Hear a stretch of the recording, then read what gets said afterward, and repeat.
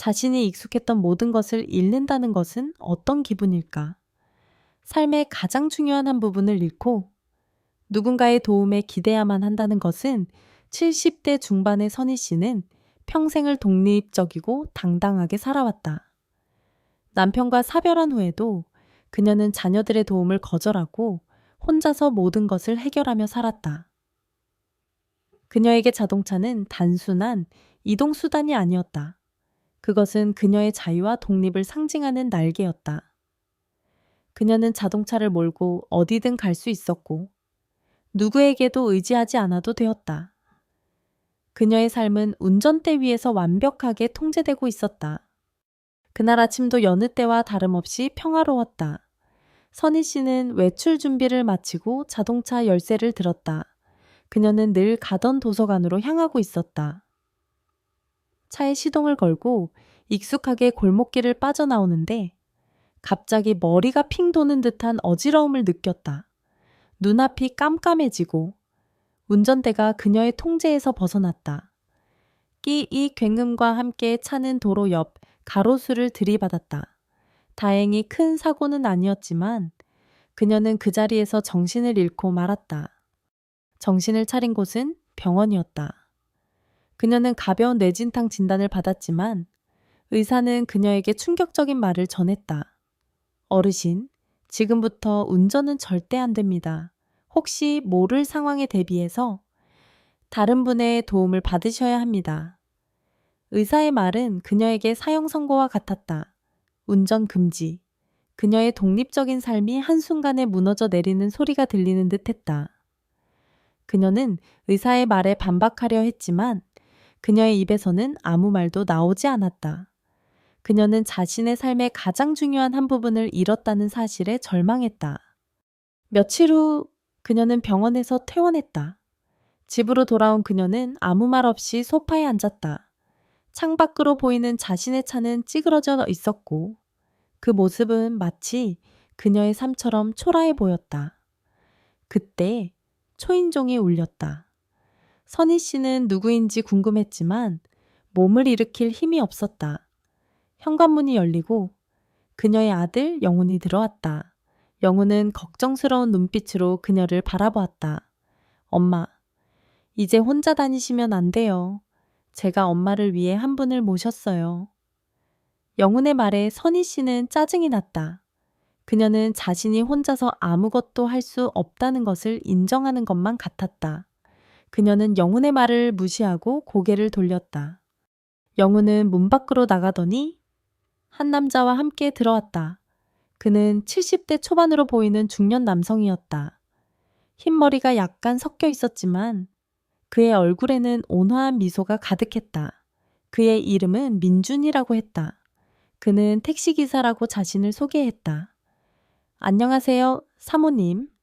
오늘부터 사모님의 발이 되어드릴 황민준입니다. 그의 목소리는 부드러웠지만 선희 씨는 그의 존재가 끔찍하게 느껴졌다. 그의 존재는 그녀가 더 이상 혼자서 아무것도 할 수 없다는 것을 증명하는 증거물 같았다. 선희 씨는 민준 씨를 경멸하는 눈빛으로 바라보았다. 저 남자는 내가 불쌍해서 온 건가? 아니면 그냥 돈 때문에 왔겠지. 그녀는 그의 친절이 모두 가식이라고 생각했다. 그녀는 그에게 어떤 말도 하지 않았다. 민준 씨는 그녀의 차가운 태도에도 불구하고 그는 덤덤하게 자신의 일을 시작했다. 그는 그녀의 짐을 차에 싣고 그녀를 부축했다. 선희 씨는 그의 손길이 닿을 때마다 온몸에 소름이 돋았다. 그녀는 그의 친절이 그녀의 자존심을 깎아내리는 칼날 같다고 생각했다. 그녀는 민준 씨에게 자신의 독립성을 증명하기 위해 일부러 차에 천천히 올라탔다. 민준 씨는 그녀의 느릿한 행동에도 불구하고 그는 조급해하지 않고 그녀를 기다려 주었다. 그는 그녀를 위해 조용히 차문을 열어주고 그녀가 안전하게 앉을 때까지 기다려 주었다. 그녀는 그의 친절에 더욱 화가 났다. 그녀는 그에게 소리치고 싶었다. 나는 당신의 동정 따위는 필요 없소. 나는 아직 혼자서도 잘 살 수 있다고요. 하지만 그녀의 목소리는 나오지 않았다. 그녀는 자신의 무력함에 절망했다. 그녀의 삶은 이제 더 이상 그녀의 것이 아니었다. 그녀는 민준 씨라는 낯선 사람에게 의존해야 하는 처지가 되었다. 그리고 그 시작은 이렇게 차갑고도 슬픈 만남이었다. 선희 씨의 삶은 민준 씨의 등장으로 완전히 뒤바뀌었다. 그녀는 더 이상 자유로운 새가 아니었다. 그녀는 민준 씨의 차라는 새장 안에 갇힌 새와 같았다.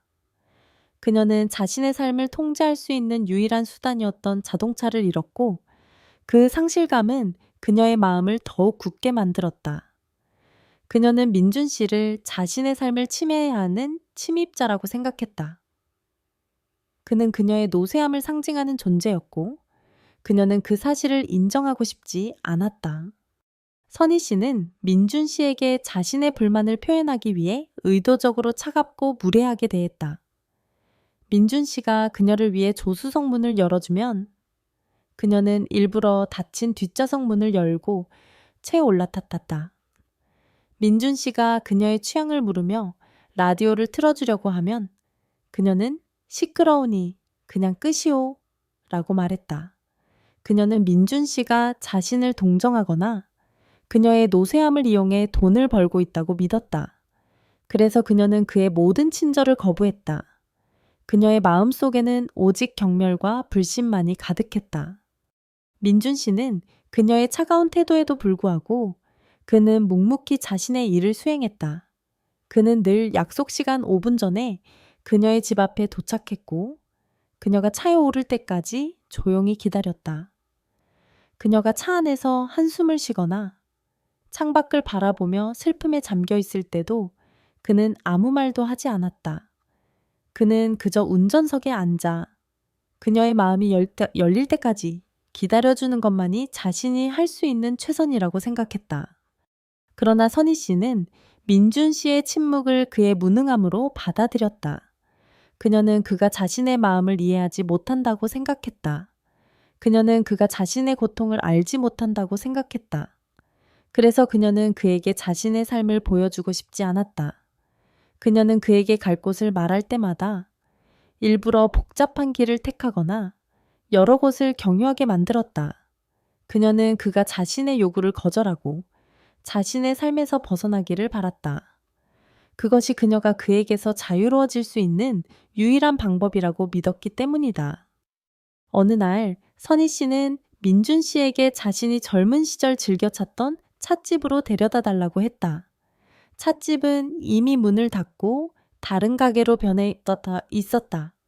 선희 씨는 그 모습을 보며 실망감을 감추지 못했다. 민준 씨는 그녀의 표정을 보고 조용히 말했다. 사모님, 괜찮으시다면? 제가 다른 좋은 찻집을 알고 있는데 그곳으로 모셔다 드릴까요? 민준 씨의 제안에 선희 씨는 오히려 분노했다. 그녀는 그의 제안이 그녀의 슬픔을 이용하는 것처럼 느껴졌다. 됐소, 내가 알아서 할 테니 그냥 돌아가시오. 선희 씨는 소리치고 차에서 내렸다. 민준 씨는 그녀의 분노에 당황했지만 그는 그녀를 쫓아가지 않았다. 그는 그저 그녀가 진정될 때까지 차 안에서 조용히 기다렸다. 선희 씨는 거리를 걸으며 자신의 행동을 후회했다. 그녀는 왜 그에게 그렇게 화를 냈을까? 그녀는 그가 자신을 이해해 주기를 바라면서도 동시에 그를 밀어내고 있었다. 그녀는 자신의 마음을 스스로도 이해할 수 없었다. 선희 씨는 다시 차로 돌아왔다. 민준 씨는 그녀를 보며 조용히 차문을 열어주었다. 그는 아무 말도 하지 않았다. 그는 그녀의 분노와 슬픔을 이해하는 듯한 눈빛으로 그녀를 바라보았다. 선희 씨는 그의 눈빛에서 어떤 동정이나 연민도 읽을 수 없었다. 그저 깊은 이해와 침묵만이 있었다. 그녀는 그의 침묵 속에서 알 수 없는 위안을 느꼈다. 그녀는 그가 자신의 마음을 이해하고 있다는 것을 직감했다. 그녀는 민준 씨의 존재를 통해 자신의 고독이 얼마나 깊은지를 깨달았다. 그녀는 평생을 혼자 살아왔지만 이제야 비로소 혼자라는 사실을 직시하게 되었다. 그녀는 민준 씨의 따뜻한 시선과 침묵 속에서 그녀의 마음속에 쌓여있던 외로움과 슬픔이 서서히 녹아내리는 것을 느꼈다. 그러나 그녀의 마음은 아직 열리지 않았다. 그녀는 민준 씨에게 마음을 여는 것이 그녀의 독립적인 삶을 포기하는 것과 같다고 생각했다. 그녀는 여전히 그를 시험하고 그를 밀어내고 싶었다. 이들의 관계는 이렇게 복잡한 감정 속에서 맴돌고 있었다. 그들은 서로에게 한 발짝 다가가면서도 동시에 서로를 밀어내고 있었다. 그리고 이 갈등은 앞으로 더 큰 파국을 불러올 것이다. 선희 씨는 민준 씨의 차가운 태도에도 불구하고 그는 묵묵히 자신의 일을 수행했다. 그는 늘 약속 시간 5분 전에 그녀의 집 앞에 도착했고 그녀가 차에 오를 때까지 조용히 기다렸다. 그녀가 차 안에서 한숨을 쉬거나 창밖을 바라보며 슬픔에 잠겨 있을 때도 그는 아무 말도 하지 않았다. 그는 그저 운전석에 앉아 그녀의 마음이 열릴 때까지 기다려주는 것만이 자신이 할 수 있는 최선이라고 생각했다. 그러나 선희 씨는 민준 씨의 침묵을 그의 무능함으로 받아들였다. 그녀는 그가 자신의 마음을 이해하지 못한다고 생각했다. 그녀는 그가 자신의 고통을 알지 못한다고 생각했다. 그래서 그녀는 그에게 자신의 삶을 보여주고 싶지 않았다. 그녀는 그에게 갈 곳을 말할 때마다 일부러 복잡한 길을 택하거나 여러 곳을 경유하게 만들었다. 그녀는 그가 자신의 요구를 거절하고 자신의 삶에서 벗어나기를 바랐다. 그것이 그녀가 그에게서 자유로워질 수 있는 유일한 방법이라고 믿었기 때문이다. 어느 날 선희 씨는 민준 씨에게 자신이 젊은 시절 즐겨 찾던 찻집으로 데려다 달라고 했다. 찻집은 이미 문을 닫고 다른 가게로 변해 있었다. 선희 씨는 그 모습을 보며 실망감을 감추지 못했다. 민준 씨는 그녀의 표정을 보고 조용히 말했다. 사모님, 괜찮으시다면? 제가 다른 좋은 찻집을 알고 있는데 그곳으로 모셔다 드릴까요? 민준 씨의 제안에 선희 씨는 오히려 분노했다.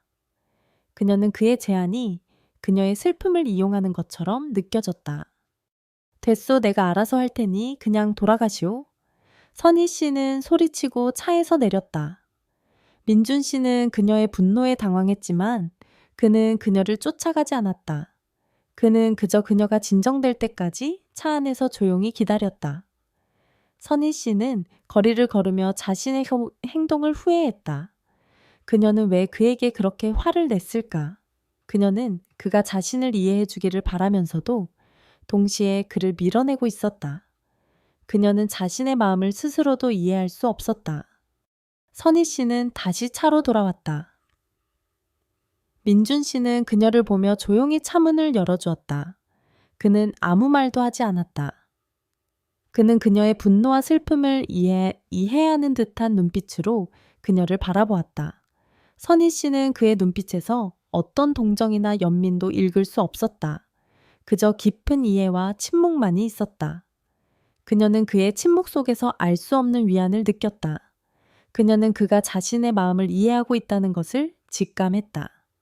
그녀는 민준 씨의 존재를 통해 자신의 고독이 얼마나 깊은지를 깨달았다. 그녀는 평생을 혼자 살아왔지만 이제야 비로소 혼자라는 사실을 직시하게 되었다. 그녀는 민준 씨의 따뜻한 시선과 침묵 속에서 그녀의 마음속에 쌓여있던 외로움과 슬픔이 서서히 녹아내리는 것을 느꼈다. 그러나 그녀의 마음은 아직 열리지 않았다. 그녀는 민준 씨에게 마음을 여는 것이 그녀의 독립적인 삶을 포기하는 것과 같다고 생각했다. 그녀는 여전히 그를 시험하고 그를 밀어내고 싶었다. 이들의 관계는 이렇게 복잡한 감정 속에서 맴돌고 있었다. 그들은 서로에게 한 발짝 다가가면서도 동시에 서로를 밀어내고 있었다.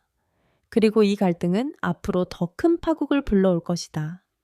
선희 씨는 매일 민준 씨와 함께하는 시간에 조금씩 익숙해지고 있었다. 그의 차는 더 이상 그녀의 자유를 구속하는 감옥이 아니었다. 그것은 그녀에게 새로운 세상을 보여주는 창문이었다. 그는 그녀의 말에 조용히 귀를 기울여 주었고 그의 침묵은 그녀의 마음을 편안하게 해주었다. 그녀는 그와 함께하는 시간을 기다리게 되었다. 그녀의 마음속에 쌓여있던 외로움과 슬픔은 서서히 녹아내리고 있었다. 그러나 그녀의 마음속에는 여전히 작은 의심의 씨앗이 남아 있었다. 어느 날 선희 씨는 민준 씨와 함께 병원으로 향하고 있었다. 신호에 걸려 차가 멈추었을 때 그녀는 창밖으로 한 중년 여성이 민준 씨의 차에 다정하게 다가와 이야기를 나누는 것을 보았다. 민준 씨는 그 여성과 환하게 웃으며 이야기를 나누었고 그의 얼굴에는 그녀에게서 보지 못했던 친밀함과 따뜻함이 가득했다. 선희 씨의 심장이 쿵 하고 떨어지는 것 같았다. 저 여자는 누구지? 그는 나뿐만이 아니라 다른 사람에게도 저렇게 친절한 건가? 그녀의 마음속에는 알 수 없는 질투와 분노가 끌어올랐다. 그녀는 그가 자신에게 베풀었던 모든 친절이 단지 직업적인 가식이었음을 깨달았다고 생각했다. 신호가 바뀌자 민준 씨는 다시 차를 몰기 시작했다. 선희 씨는 그의 옆모습을 보며 마음속으로 생각했다. 나는 저 남자를 믿었구나. 그는 그저 돈을 벌기 위해 나의 외로움을 이용하고 있었던 것 뿐인데. 그녀는 자신이 얼마나 어리석고 순진했는지를 깨달으며 자괴감에 시달렸다. 그녀는 그가 자신에게 특별한 존재가 될 수 있다고 믿었지만 그의 삶에는 이미 그녀가 알지 못하는 다른 사람들이 있었다. 그녀는 배신감을 느꼈다. 그녀는 그가 자신을 기만했다고 생각했다. 저 여자, 누구요? 선희 씨는 차갑게 물었다. 그녀의 목소리는 칼날처럼 날카로웠다. 민준 씨는 그녀의 목소리에 놀라 그녀를 바라보았다. 그는 그녀의 얼굴에 서린 분노를 읽었다. 아? 제 여동생입니다. 이 근처에 살아서요. 민준 씨는 당황하며 말했다. 거짓말하지 마시오. 당신의 눈빛은? 그저 동생을 보는 눈빛이 아니었소. 선희 씨는 소리쳤다. 그녀의 목소리는 떨렸다. 당신은 나뿐만이 아니라 다른 사람들에게도 그렇게 다정하게 대하는 거요. 당신은 나의 외로움을 이용하고 있는 거요. 당신은 그저 돈을 벌기 위해 나의 감정을 가지고 놀고 있는 거요. 선희 씨의 말은 비수처럼 날카로웠다. 그녀의 말은 민준 씨의 가슴에 깊은 상처를 남겼다. 그의 얼굴에서 미소가 사라졌고 그의 눈에는 깊은 슬픔과 함께 억울함이 서렸다. 사모님, 무슨 오해를 하시는 것 같습니다. 민준 씨의 목소리는 낮게 가라앉아 있었다. 오해 당신이 하는 모든 행동이 나에게는 오해처럼 느껴지오. 당신은 그저 나를 불쌍하게 여기고 있는 것뿐이지. 안소 나는 당신의 동정 따위는 필요 없소. 다시는 나를 찾아오지 마시오 나는. 당신의 그런 가식적인 친절이 더 이상 필요 없소. 선희 씨는 그렇게 말하고 차를 세우라고 소리쳤다. 민준 씨는 차를 갓길에 세웠다. 선희 씨는 차에서 내렸다. 그녀는 그의 얼굴을 보지 않고 빠른 걸음으로 걸어갔다. 그녀의 마음속은 분노와 함께 끔찍한 후회로 가득 찼다. 그녀는 자신이 얼마나 이기적이고 어리석었는지를 깨달았다. 그녀는 자신의 상처와 불안으로 인해 가장 소중한 사람을 밀어냈다. 민준 씨는 그녀의 뒷모습을 보며 깊은 한숨을 내쉬었다.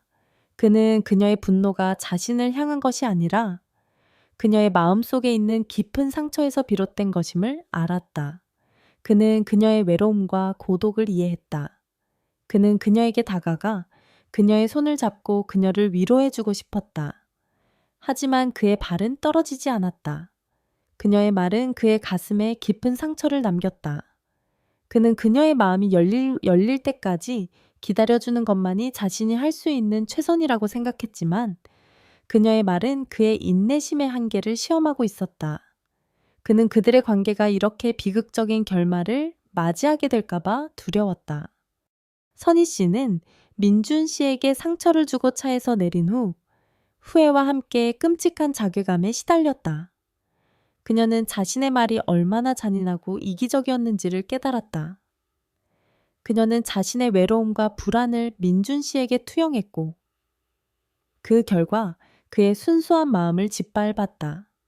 그녀는 그에게 미안하다고 말하고 싶었지만 그녀의 자존심은 그녀를 가로막았다.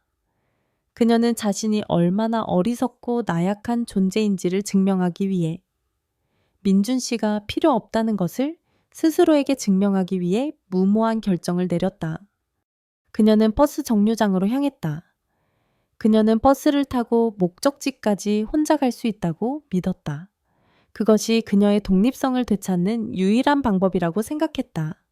그녀는 버스를 기다렸다. 낯선 사람들 사이에 홀로 서 있는 그녀의 모습은 왠지 모르게 초라해 보였다. 버스가 도착했고 그녀는 버스에 올랐다. 버스는 사람들로 가득 차 있었고 그녀는 비틀거리며 겨우 손잡이를 잡았다.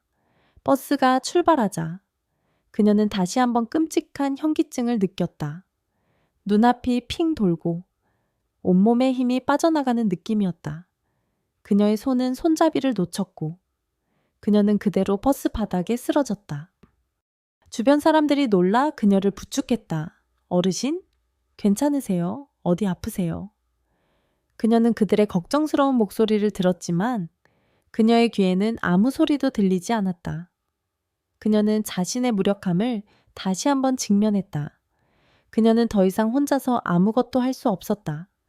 그녀는 자신이 얼마나 민준 씨에게 의존하고 있었는지를 깨달았다.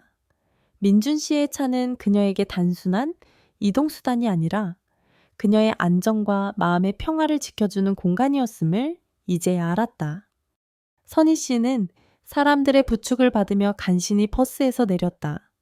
그녀는 땅바닥에 주저앉아 눈물을 쏟아냈다. 그녀는 민준 씨에게 전화를 걸었다. 그러나 그의 전화기는 꺼져 있었다. 그녀의 심장은 쿵 하고 내려앉는 것 같았다. 그가 나를 영영 떠나버린 건가? 그녀는 공포에 사로잡혔다. 그녀는 그에게 다시 연락할 방법이 없었다. 그의 집 주소도, 그의 전화번호도 그의 휴대폰에 저장되어 있었다. 그녀는 그에게 어떤 연락도 할 수 없었다. 그녀는 자신이 가장 소중한 사람을 자신의 손으로 잃었다는 사실에 절망했다. 그녀는 민준 씨를 찾기 위해 거리를 헤매기 시작했다. 그녀는 그가 자주 차를 세워두던 골목길을 찾아갔다. 그의 차는 보이지 않았다. 그녀는 그가 자주 가던 식당을 찾아갔지만 그도 보이지 않았다. 그녀는 점점 더 초조해졌다. 그녀는 그가 자신을 용서하지 않고 그녀의 삶에서 완전히 사라졌을지도 모른다는 생각에 온몸이 떨렸다. 그녀는 그에게 미안하다고 말하고 싶었다. 그녀의 마음속에는 오직 그 생각뿐이었다. 그녀는 자신의 오만함과 어리석음으로 인해 가장 소중한 것을 잃었다는 것을 깨달았다. 선희 씨는 해가 질 무렵 민준 씨가 살고 있다는 동네까지 걸어갔다. 그녀는 그의 집이 어디인지 몰랐지만 그를 만날 수 있을 거라는 희망을 놓지 않았다. 그녀는 그의 택시를 찾기 위해 골목골목을 헤매고 다녔다. 하지만 그의 차는 보이지 않았다. 밤이 깊어지고 거리는 텅 비어 있었다. 그녀는 길가에 털썩 주저앉았다. 그녀는 자신이 얼마나 외롭고 나약한 존재인지를 다시 한번 깨달았다. 그녀의 눈에서는 뜨거운 눈물이 흘러내렸다.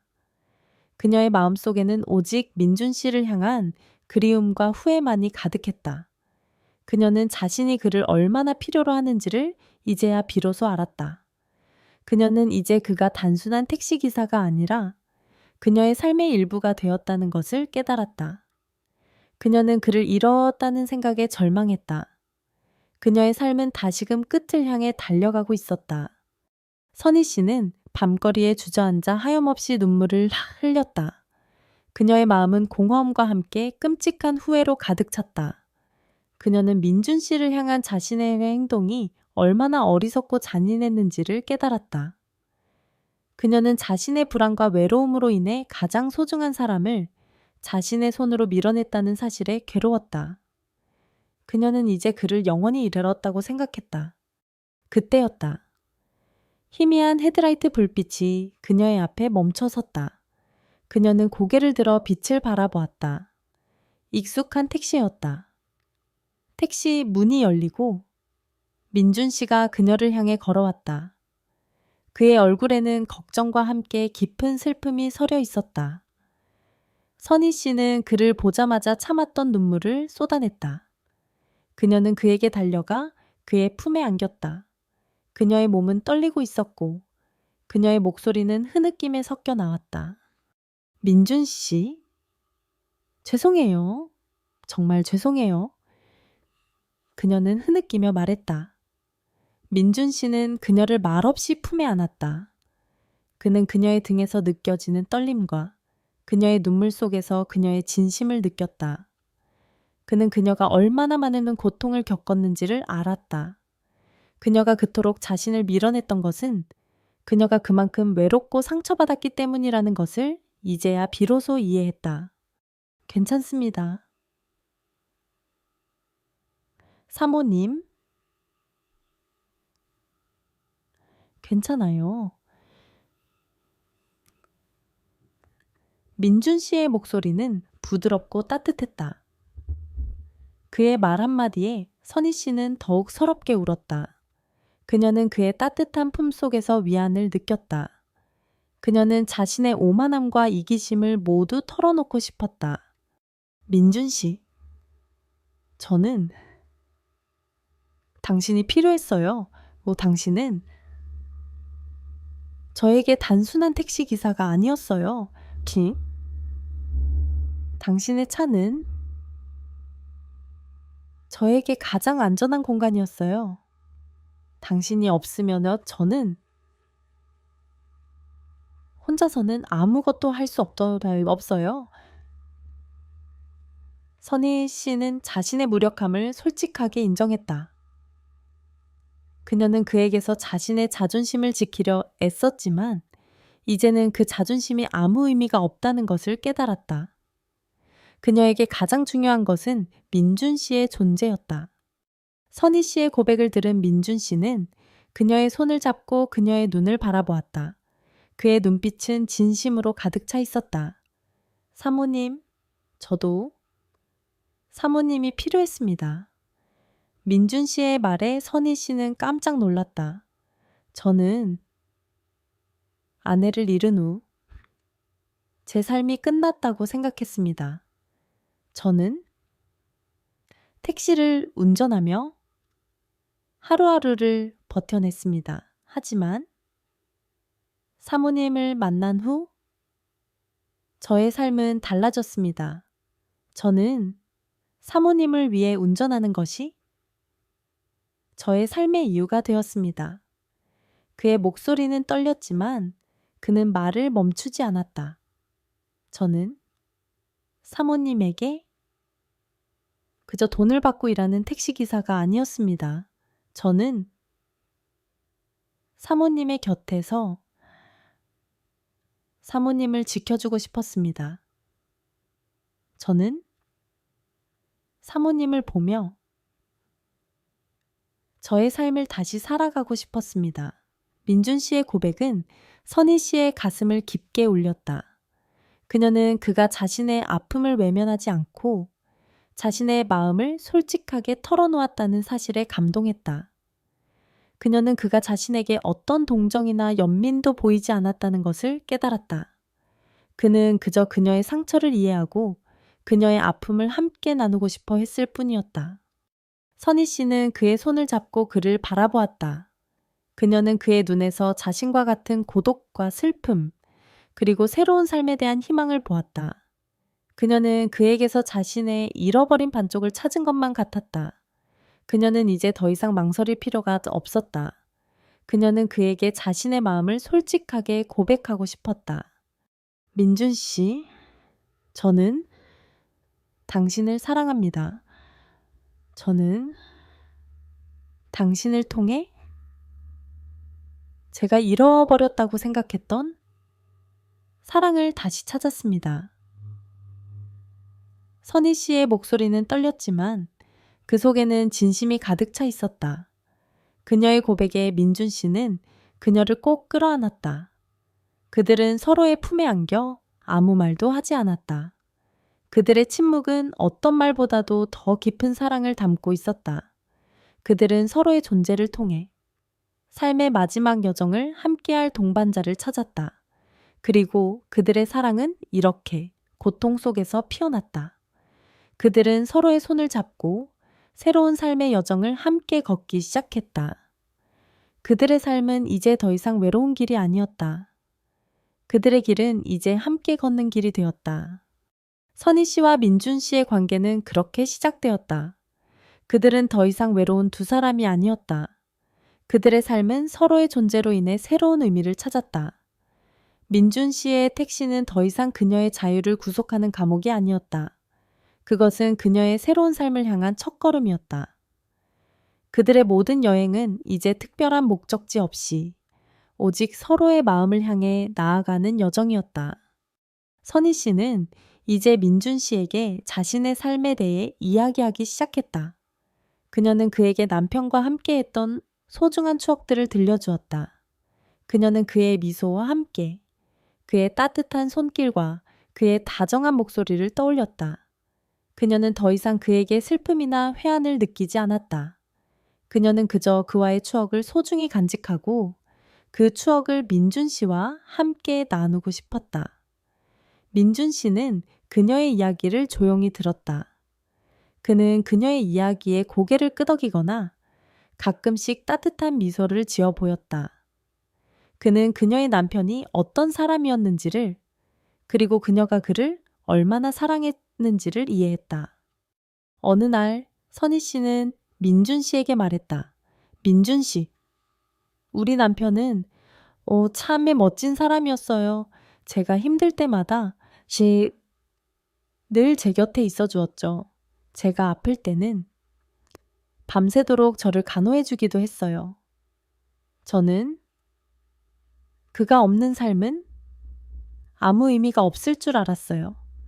그녀의 목소리는 떨렸지만 그 속에는 슬픔이 아닌 사랑과 그리움만이 담겨 있었다. 민준 씨는 그녀의 손을 잡고 조용히 말했다. 사모님, 저도 제 아내가 그런 사람이었습니다.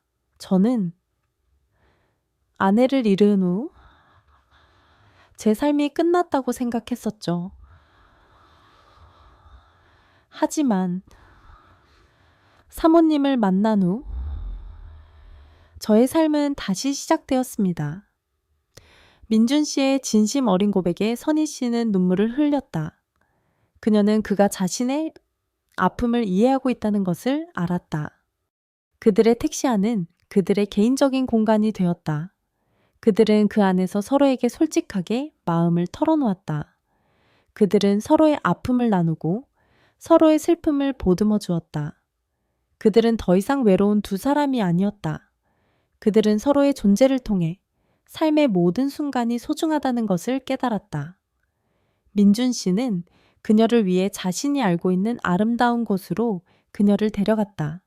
그는 그녀와 함께 해질 역 바닷가를 걸었고 함께 아름다운 공원을 거닐었다. 그는 그녀에게 더 이상 길을 묻지 않았다. 그는 그녀의 손을 잡고 그녀를 이끌었다. 선희 씨는 민준 씨의 존재를 통해 자신의 삶을 다시 돌아보게 되었다. 그녀는 자신이 얼마나 오랫동안 슬픔과 고독 속에 갇혀 있었는지를 깨달았다. 그녀는 남편의 죽음 이후 삶의 모든 의미를 잃었다고 생각했다. 하지만 민준 씨는 그녀에게 새로운 삶의 의미를 찾아주었다. 그는 그녀에게 새로운 사랑을 가르쳐 주었고 그녀에게 새로운 삶의 방향을 제시했다. 그녀는 민준 씨의 따뜻한 손길을 통해 그녀의 마음속 깊은 곳에 있는 상처가 서서히 아물어가는 것을 느꼈다. 민준 씨 또한 선희 씨의 존재를 통해 자신의 삶을 다시 돌아보게 되었다. 그는 아내를 잃은 후 삶의 의미를 잃고 방황했다. 그는 택시를 운전하며 하루하루를 버텨냈지만 그의 마음은 텅 비어 있었다.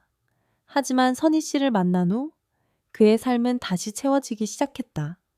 그녀는 그의 삶에 새로운 빛을 가져다 주었고 그의 마음속에 새로운 사랑을 심어주었다. 그는 이제 더 이상 혼자가 아니었다. 그의 곁에는 그의 아픔을 이해하고 그의 삶을 함께할 사람이 있었다. 그들의 관계는 이렇게 깊고 조용하게 발전했다. 그들은 서로에게 기대고 서로에게 힘을 주며 삶의 마지막 여정을 함께 걷기 시작했다. 그들의 마음속에는 더 이상 공허함이나 외로움이 없었다. 그들은 서로의 존재를 통해 삶의 모든 순간이 소중하다는 것을 깨달았다. 그들의 사랑은 뜨겁게 타오르는 불꽃이 아니라 서로의 온기를 나누는 작은 난로와 같았다. 그 난로의 온기는 차가운 겨울바람을 막아주고 그들의 마음을 따뜻하게 지켜주었다. 그들의 마음 속에는 이제 새로운 희망의 꽃이 활짝 피어나고 있었다. 그 꽃은 바로 사랑이었다.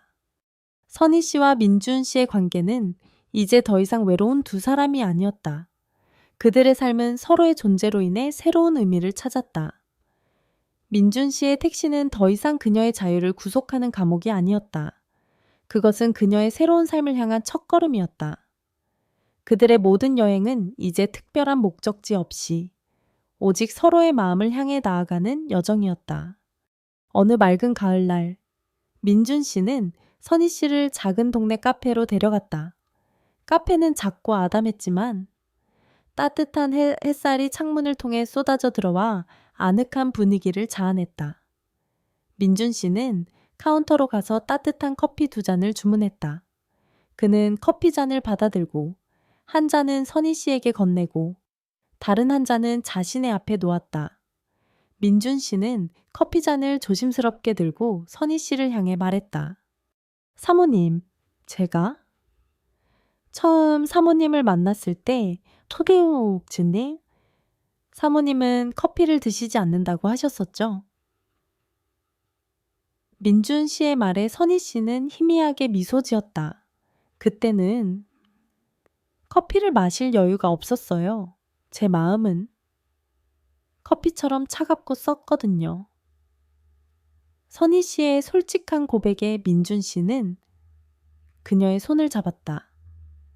그의 손은 따뜻하고 부드러웠다. 이제 사모님의 마음도 이 커피처럼 따뜻하고 달콤해졌으면 좋겠습니다. 민준 씨는 그렇게 말하고 따뜻한 미소를 지었다. 선희 씨는 그의 말에 감동했다. 그녀는 그가 자신의 마음을 얼마나 깊이 이해하고 있는지를 알았다. 그들은 커피를 마시며 이야기를 나누었다. 그들의 이야기는 이제 더 이상 슬픔이나 고통에 대한 것이 아니었다. 그들은 서로의 삶에 대해, 서로의 꿈에 대해 이야기했다. 수연 씨는 지수 씨에게 말했다. 지수 씨, 저는 평생을 혼자 살아왔지만 이제는 지수 씨와 함께 남은 삶을 함께 걷고 싶습니다. 지수 씨의 손을 잡고 남은 삶의 모든 순간을 함께 나누고 싶습니다. 수연 씨의 목소리는 떨렸지만 그의 눈빛은 진심으로 가득 차 있었다. 그는 그녀의 손을 잡고 그들의 삶의 새로운 시작을 약속했다. 지수 씨의 눈에서는 뜨거운 눈물이 흘러내렸다. 그녀는 그가 자신의 아픔을 외면하지 않고 자신의 마음을 솔직하게 털어놓았다는 사실에 감동했다. 그녀는 그의 진심 어린 고백에 고개를 끄덕였다. 그녀는 더 이상 망설일 필요가 없었다. 그녀는 그에게서 자신의 아이를 지켜주지 못했다는 죄책감을 씻어낼 수 있었고 그녀의 삶은 다시금 사랑으로 채워지고 있었다. 그녀는 그의 손을 잡고 환하게 웃었다. 그들의 사랑은 그렇게 시작되었다. 뜨겁게 타오르는 불꽃 같은 사랑이 아니라 서로의 온기를 나누는 작은 난로와 같은 사랑이었다. 그들은 서로의 과거를 존중하며 그 과거 위에 새로운 삶을 쌓아 올렸다. 수연 씨는 이제 자신의 삶이 끝난 것이 아니라 이제야 비로소 진정한 삶이 시작되었다는 것을 알았다. 그리고 그 시작은 바로 지수 씨의 따뜻한 손길이었다. 그들의 삶은 서로의 존재로 인해 완벽하게 채워져 있었고 그들의 마음속에는 영원한 봄이 찾아왔다. Cuộc đời thật kỳ diệu, phải không các bạn? Một bàn tay tưởng chừng chỉ có thể chăm sóc thể xác lại, có thể chữa lành cả trái tim. Nỗi đau và sự cô đơn đã từng là bức tường ngăn cách, nhưng rồi chính nó lại trở thành cầu nối cho hai tâm hồn tìm thấy nhau. Chúng ta đã bao giờ để nỗi đau của mình trở thành gánh nặng cho người khác chưa? Đã bao giờ vô tình từ chối một bàn tay đang chìa ra giúp đỡ vì lòng tự tôn sai lầm? Và quan trọng hơn, bạn có đủ dũng cảm để tin rằng sau cơn bão, một cậu vọng mới sẽ xuất hiện, một tình yêu mới sẽ đến, dù ở bất kỳ tuổi nào. Nếu câu chuyện này đã chạm đến trái tim bạn, đừng ngần ngại bấm thích và đăng ký kênh để đón xem những câu chuyện ấm áp khác. Và hãy chia sẻ cho chúng tôi biết câu chuyện của bạn, một câu chuyện về sự chữa lành và khởi đầu mới, nhé. 여러분, 인생은 참 신비롭지 않나요? 단지 육신을 돌보는 손길이 어느새 마음까지 어루만질 수 있다는 것을요. 아픔과 외로움이 두 사람을 가로막는 벽이었지만 결국 그 벽이 두 영혼이 서로를 찾는 다리가 되어 주었죠. 우리는 우리의 아픔을 타인의 짐으로 만든 적은 없었나요? 잘못된 자존심 때문에 내밀어진 도움의 손길을 무심코 거절한 적은 없으신가요? 그리고 무엇보다 폭풍우가 지나간 뒤에는 새로운 무지개가 뜨고 어떤 나이에도 새로운 사랑이 찾아올 수 있다는 것을 믿을 용기가 있으신가요? 만약 이 이야기가 여러분의 마음에 와닿았다면 주저하지 마시고 좋아요와 구독을 눌러 더 따뜻한 이야기들을 만나보세요. 그리고 여러분의 이야기도 저희에게 들려주세요. 치유와 새로운 시작에 대한 여러분의 이야기를요.